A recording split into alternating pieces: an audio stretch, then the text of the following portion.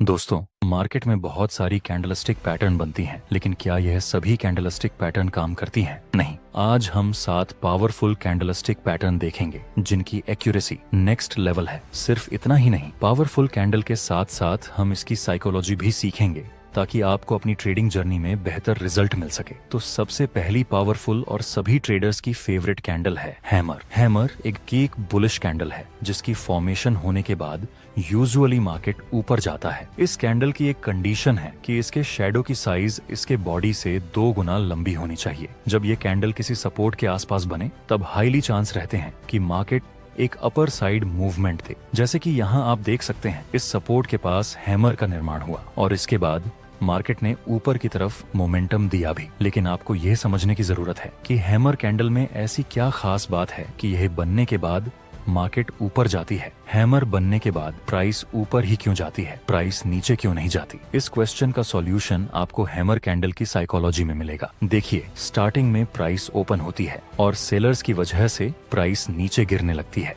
पर किसी important support के पास बायर्स एक्टिव होते हैं और प्राइस को ऊपर की तरफ पुश करते हैं। एंड में प्राइस जहां ओपन हुई थी उसके भी ऊपर बायर्स प्राइस को क्लोज करवाने में कामयाब रहते हैं। शुरुआत में सेलर्स ने पूरी कोशिश की थी प्राइस को नीचे गिराने की, लेकिन एंड में बायर्स ने पूरा कंट्रोल लेकर अपना डोमिनेंस दिखाया, जिसके बाद हमें हैमर कैंडल जैसी फॉर्मेशन मिलती है। इस कैंडल में अभी बायर्स का डोमिनेंस है। जब दूसरी कैंडल भी इस हैमर के हाई के ऊपर क्लोज हो जाए तब हम कंफर्म हो जाते हैं कि अब प्राइस यहाँ से एक अपर साइड मूवमेंट दे सकती है, क्योंकि यह दोनों ही कैंडल में बायर्स का डोमिनेंस है। अब दूसरी इंपॉर्टेंट कैंडल देखते हैं जो कि सेलर्स की पसंदीदा कैंडल में से एक है, वह है शूटिंग स्टार। शूटिंग स्टार एक बेयरिश कैंडल है जिसकी फॉर्मेशन होने के बाद यूजुअली प्राइस नीचे गिरती है। इसकी भी एक कंडीशन है कि इसके शैडो की लंबाई इसके बॉडी से मिनिमम 2 गुना ज्यादा होना चाहिए। जब यह कैंडल किसी रेजिस्टेंस के आसपास बने तो हाईली चांस रहेंगे कि प्राइस नीचे गिरे। जैसे आप देख सकते हैं, यहाँ मार्केट पहले अपर ट्रेंड में मूव कर रहा था, फिर हमें एक पुल बैक देखने को मिला और इस रेजिस्टेंस के पास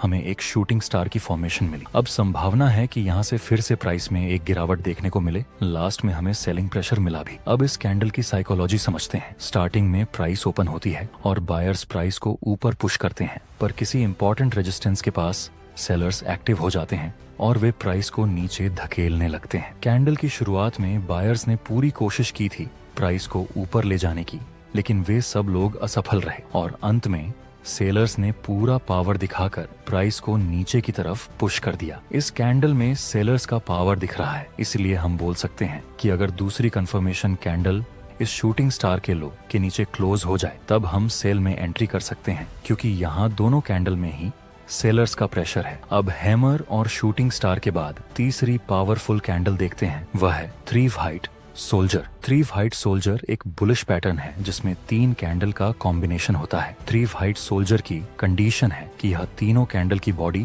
ज्यादा होनी चाहिए और शैडो मिनिमम, जिसमें हर एक कैंडल की क्लोजिंग प्राइस पिछली कैंडल के हाई से ऊपर होनी चाहिए और तीनों कैंडल का कलर ग्रीन होना चाहिए। जब यह कैंडलस्टिक पैटर्न किसी सपोर्ट के आसपास बने तब इसकी एक्यूरेसी नेक्स्ट लेवल तक पहुंच जाती है। दोस्तों, क्या आप इसको 3 हाइट सोल्जर पैटर्न कंसीडर कर सकते हैं? नहीं, इसको हम 3 हाइट सोल्जर कंसीडर नहीं कर सकते, क्योंकि इसमें दूसरी वाली कैंडल की क्लोजिंग प्राइस इस फर्स्ट वाली कैंडल के हाई से नीचे है, इसलिए हम इसको 3 हाइट सोल्जर पैटर्न नहीं बोल सकते। अब 3 हाइट सोल्जर की साइकोलॉजी समझते हैं। पहली कैंडल बनती है और बायर्स का फुल पावर होने की वजह से प्राइस ऊपर ही क्लोज हो जाती है। दूसरी कैंडल ओपन होती है और इसमें भी बायर्स अपना डोमिनेंस दिखाकर प्राइस को ऊपर पुश करने लगते हैं। दूसरी कैंडल भी ऊपर ही क्लोज हो जाती है। आखिर में तीसरी कैंडल भी ओपन होने के साथ बायर्स फिर से एक्टिव हो जाते हैं और एक बार फिर से प्राइस को ऊपर पुश करते हैं और प्राइस ऊपर ही क्लोज हो जाती है। यह तीनों कैंडल में बायर्स का फुल पोटेंशियल है, इसलिए 3 हाइट सोल्जर की एक्यूरेसी ज्यादा है। चलिए इसको एक एग्जांपल के साथ समझते हैं। यहाँ शुरुआत में प्राइस नीचे आता है, उसके बाद फिर से ऊपर चला गया। जहां से मार्केट ने ऊपर की डायरेक्शन में मूव किया था वह एरिया हमारे लिए सपोर्ट का काम करेगा। नेक्स्ट हम देखें तो प्राइस इसी सपोर्ट के पास 3 व्हाइट सोल्जर की फॉर्मेशन बनाता है, जो कि हाईली एक्यूरेट कैंडलस्टिक पैटर्न में से एक है। तो अब हम बाय में एंट्री कर सकते हैं, जिसमें स्टॉप लॉस इस 3 व्हाइट सोल्जर के लो से थोड़ा नीचे रखेंगे और प्रॉफिट टारगेट के लिए हम इस नजदीकी रेजिस्टेंस का यूज करेंगे। आगे हमारा प्रॉफिट टारगेट भी कंप्लीट हो चुका है। दोस्तों, आपके लिए एक क्वेश्चन है कि हैमर की एक्यूरेसी ज्यादा है या फिर 3 व्हाइट सोल्जर की? वीडियो को पॉज करें और आंसर अपने दिमाग में रेडी रखें। अगर आपने यह दोनों कैंडल की साइकोलॉजी ठीक से समझी होगी तो आप इसका आंसर तुरंत दे पाएंगे। एक जरूरी बात, अगर आप चार्ट्स पर मल्टीपल इंडिकेटर्स का उपयोग करते हैं या एक साथ 4-5 चार्ट्स देखते हैं तो आपके पास ट्रेडिंग व्यू का प्रीमियम प्लान होना जरूरी होता है। इसका कॉस्ट 12,000 रुपए पर ईयर है। अगर आप ट्रेडिंग व्यू का सब्सक्रिप्शन फ्री में चाहते हैं तो आप अपना डिमैट अकाउंट शाम को ट्रेडिंग ऐप में खोल सकते हैं। अपने ट्रेडिंग को इम्प्रूव करने के लिए सैमको में स्विच करें। सैमको आपकी ट्रेडिंग हिस्ट्री का एनालिसिस करके आपको आपकी गलतियों के बारे में बताता है, जिन्हें जानकर आप अपनी ट्रेडिंग को और बेहतर बना सकते हैं। एक ही प्लेटफॉर्म पर सभी एसेट क्लास में ट्रेड कर सकते हैं, जिसमें कमोडिटी डेरिवेटिव्स और करेंसी डेरिवेटिव्स भी शामिल हैं। यहाँ अकाउंट ओपनिंग फ्री है और पहले साल के लिए अकाउंट मेंटेनेंस भी फ्री है। म्यूचुअल फंड और आईपीओ में कोई कमीशन नहीं है। बाकी सभी एसेट क्लास में ट्रेड करने पर केवल 20 रुपए पर ऑर्डर ब्रोकरेज लिया जाता है और यहाँ कोई भी हिडन चार्ज नहीं है। 1000 से ज्यादा स्टॉक्स पर 4 गुना लेवरेज मिलता है, जिसे आप लाइफ टाइम तक होल्ड कर सकते हैं। यहाँ पर आपको ट्रेडिंग व्यू का प्रीमियम वर्जन मिलता है, जहां आप मल्टी चार्ट लेआउट और 50 से भी ज्यादा इंडिकेटर्स का इस्तेमाल कर सकते हैं और चार्ट्स पर ही बाइंग और सेलिंग के ऑर्डर प्लेस कर सकते हैं। साथ साथ अपने स्टॉप लॉस और टारगेट को भी मैनेज कर सकते हैं। अगर आप डिस्क्रिप्शन में दिए गए लिंक से सैमको ब्रोकर ज्वाइन करते हैं तो आपको सीबी से रजिस्टर्ड एडवाइजर द्वारा दी गई रियल टाइम ट्रेडिंग एडवाइस बिल्कुल फ्री मिलेगी। देखिए, हैमर कैंडल में भी बायर्स का पावर होता है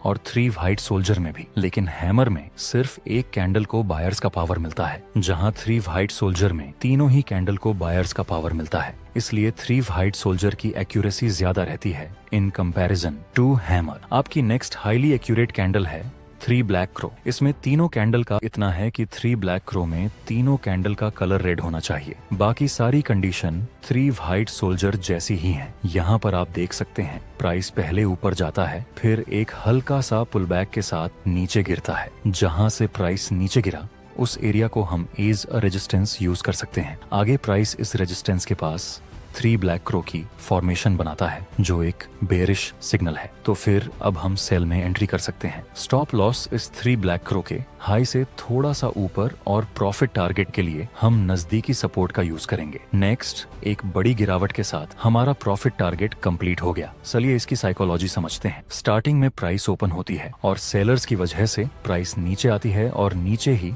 प्राइस क्लोज हो जाती है। दूसरी कैंडल में भी सेलर्स की एक्टिविटी ज्यादा होने की वजह से प्राइस ओपन होकर नीचे क्लोज हो जाती है और थर्ड कैंडल में सेलर्स का पावर ज्यादा होने की वजह से प्राइस ओपन होकर नीचे क्लोज हो जाती है। यह तीनों ही कैंडल में सेलर्स सेल करने में ज्यादा इंटरेस्टेड हैं, इसलिए यहाँ संभावना है कि आगे भी प्राइस नीचे गिर सकती है। दोस्तों, इस वीडियो में हमने ट्रेडिंग के बहुत सारे न्यू कॉन्सेप्ट ऐड किए हैं, जिससे कि आपकी ट्रेडिंग जर्नी सिंपल हो जाए। वीडियो बनाने में हमारी पूरी टीम की बहुत ज्यादा मेहनत लगी है। अगर आप हमें सपोर्ट करना चाहते हैं तो एक लाइक जरूर कर देना। आपकी नेक्स्ट कैंडल है बुलिश एंगल्फिंग। ये कैंडलस्टिक पैटर्न 2 कैंडल के कॉम्बिनेशन से बनती है, जिसमें पहले वाली कैंडल का कलर रेड होना चाहिए और दूसरी बड़ी कैंडल का कलर ग्रीन होना चाहिए। यह बुलिश कैंडल है तो यह किसी सपोर्ट के आसपास बननी चाहिए। इसकी एक और कंडीशन है कि यह फर्स्ट वाली कैंडल का हाई एंड लो पूरी तरह से दूसरी वाली ग्रीन कैंडल के अंदर होना चाहिए। यहाँ पर आप देख सकते हैं इस इम्पोर्टेंट सपोर्ट के पास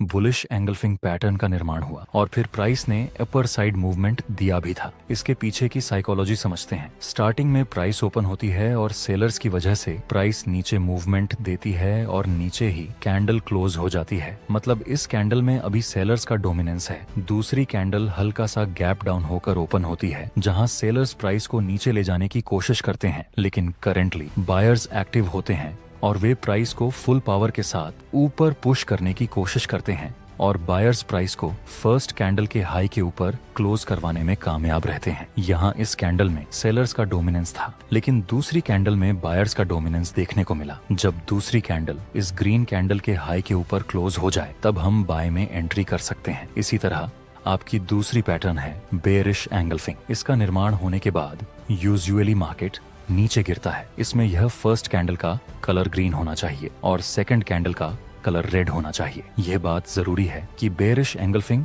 किसी रेजिस्टेंस के आसपास बननी चाहिए, तभी इसकी एक्यूरेसी बेहतर रहेगी। इसमें भी यह फर्स्ट कैंडल का हाई और लो पूरी तरह से इस सेकंड कैंडल के अंदर होना चाहिए। आप देख सकते हैं यहाँ इस इंपॉर्टेंट रेजिस्टेंस के पास एक बेरिश एंगल्फिंग का निर्माण हुआ और फिर प्राइस ने एक डाउन साइड की मूवमेंट दी थी। इसकी क्या साइकोलॉजी है, चलिए देखते हैं। शुरुआत में प्राइस ओपन होती है और बायर्स की वजह से प्राइस ऊपर की तरफ मूवमेंट देती है और ऊपर ही क्लोज हो जाती है। दूसरी कैंडल हल्का सा गैप अप के साथ ओपन होती है और धीरे धीरे ऊपर जाती है, लेकिन सडनली सेलर्स एक्टिव होते हैं और वे प्राइस को बहुत ही ज्यादा नीचे ले जाते हैं। लास्ट में दूसरी कैंडल फर्स्ट कैंडल के लो के नीचे क्लोज हो जाती है। इस फर्स्ट कैंडल में बायर्स का डोमिनेंस था, लेकिन दूसरी कैंडल में सेलर्स ने अपना पोटेंशियल दिखाया। जब कंफर्मेशन कैंडल इस रेड कैंडल के नीचे क्लोज हो जाए तब हम सेल में एंट्री कर सकते हैं। आपकी आखिरी कैंडलस्टिक पैटर्न है डोजी। दोस्तों, डोजी एक इंडिसीजन कैंडल है। डोजी कई तरह की होती है, जैसे कि dragon fly doji, long leg doji, common doji, लेकिन आपको इसको इतना कॉम्प्लिकेटेड नहीं करना है, आपको इसे सिंपल ही रखना है। देखिए, डोजी में जो बॉडी होती है वह बिल्कुल ही ना के बराबर होती है और लंबे शेडो होते हैं। इसको आप बाय करने के लिए भी